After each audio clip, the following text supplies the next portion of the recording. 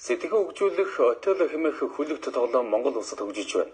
Энэ сарын 23-24 өдрүүдэд Японы улсын Токиод навсан Мэйжин сан 2019 отелийн 40 удаагийн нээлттэй тэмцээнд Монголын отелийн холбооны баг тамирчид амжилттай оролцоод их орондоо ирсэн байна. Анх 1883 онд Английн Льюис Өтер маань Жон Миллет хэмээх хоёр найз шинээр сэдэж хоорондоо тоглож эхэлсэн Реврис хэмээх энэхүү тоглоомыг 1973 онд Японы улсын иргэн Горо Хасигава өөрийн нэрээр бүртгүүлж отело хэмээх сэтгэхүй хөгжүүлэх шинэ спорт тоглоом үүсэн бий болжээ.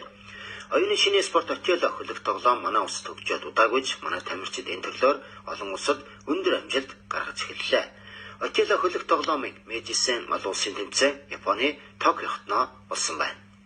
Богино хугацаанд одоо хичээлээд тамирчид маань одоо чамгаа амжилт гаргасан маш их баяртай. За саяын болсон тэмцээн бол Японы 40 дахь удаагийн Мэйжин гээд Японы хэмжээний одоо ийм том тэмцээн байсан.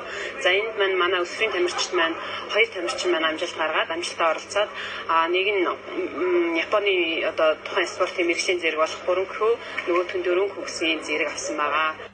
Оюуны спортын шинэ төрөл отело хөлөх тоглоом Q дан гэсэн хоёр зэрэгтэй.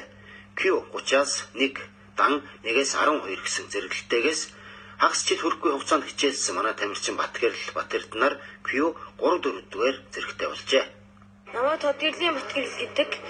Би Японы нээлттэй тэмцээнд орж ирсэн. Тэгээд 6 тоглолтоос 2-ыг нэжиж 4Q гэдэг зэрэг авсан. Өөдчгөө тэгээд залтцгаа болохоор арай амар байдаг. Отело хөлөх тоглоом анхаарлаа төвлөрүүлэх олон боломжоос зөв сонголт хийх, хүлээцтэй, хийсвэр сэтгэлгээтэй, зөв үнэлэлт, дүгнэлт хийх чадваруудыг олгодог онцлогтой ач холбогдолтой. 70 улсыг эгнээндээ нэгтгэсэн дэлхийн отелын холбоо 1977 онд байгуулагджээ. Монгол улс 2018 онд дэлхийн отелын холбооны 68 дахь гишүүн орон болон нэгдсэн байна.